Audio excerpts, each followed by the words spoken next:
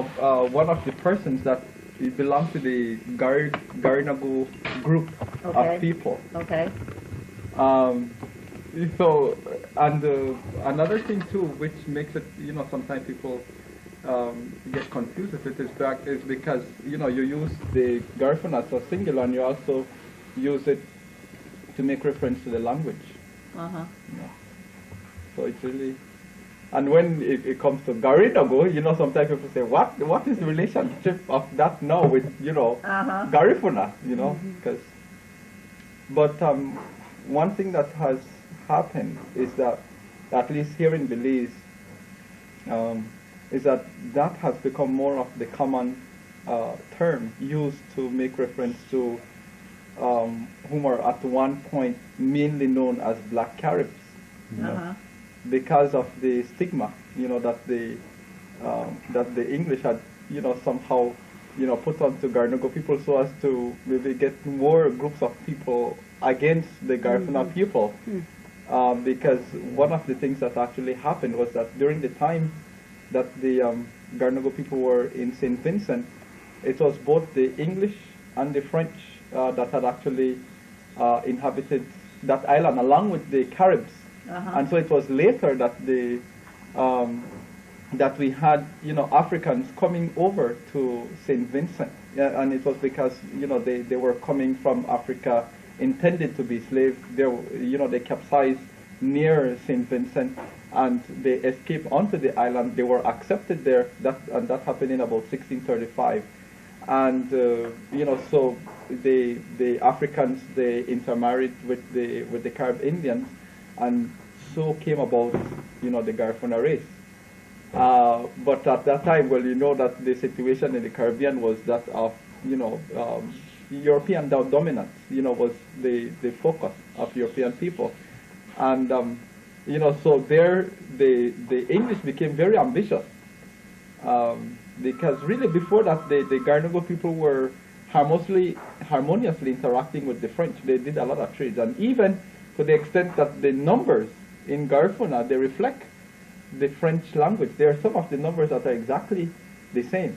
I don't know if anyone of you know a little bit of French, but like you start from 5, we say sing. The French would say cinq. Right. And Right. Garinagu people say sisi. French would say six. We say said. The French would say set. So it's Very similar. so there was quite a sound relationship, between the Caribs and the French. And so when the ambition of the English actually increased, they decided to take over the island, for themselves and really rule everybody that was on that island. But because of the consciousness of the Black Caribs at that time, knowing about what was happening to their African brothers, and even what had happened to the Arawaks and the Arawaks especially, in the Caribbean, they retaliated. They weren't going to give in. The Caribbeans apparently, history sort of indicates that they were a lot more into maybe giving in than the Garifuna people.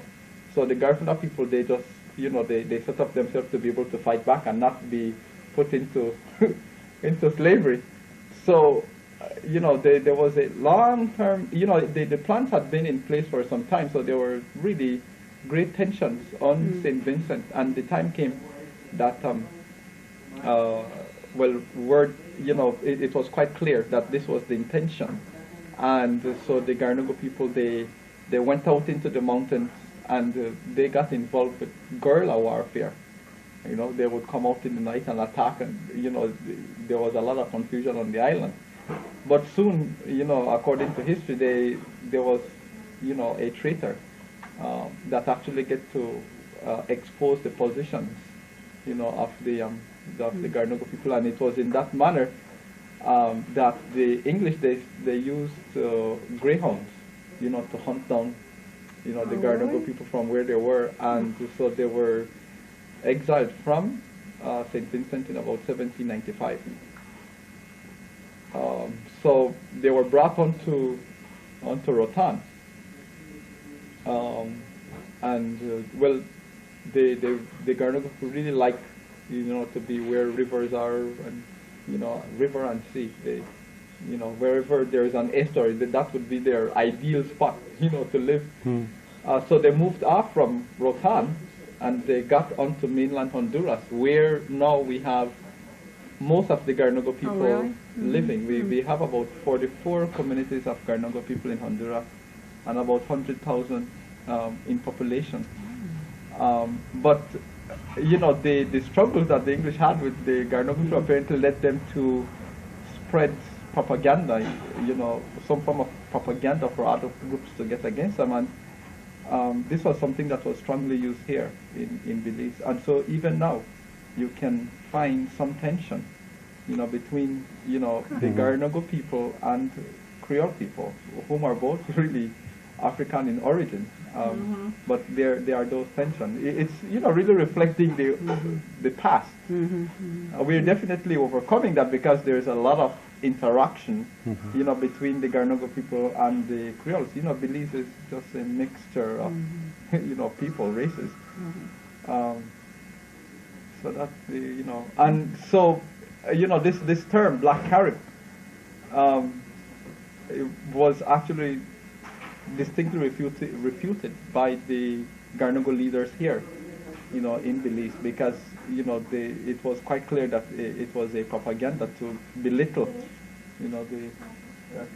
Oh, excuse me. Let me... Okay. I think, Good morning.